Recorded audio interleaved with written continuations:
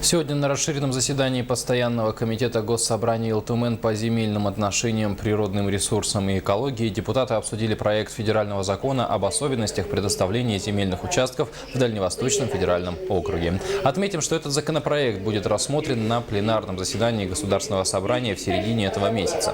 Согласно проекту закона, каждый гражданин России имеет право на бесплатное предоставление земельного участка до 1 гектара на каждого члена семьи. По словам министра имущественных и земельных отношений Якутии Евгении Григорьевой, в законе есть и плюсы, и минусы. Как отметили участники совещания, прежде всего Якутия должна сохранить особо охраняемые территории. Но есть и минусы явные по проекту, конечно же, что помимо тех, которые мы здесь показываем, но и те беспокойства, которые на сегодня как раз и являются, скажем,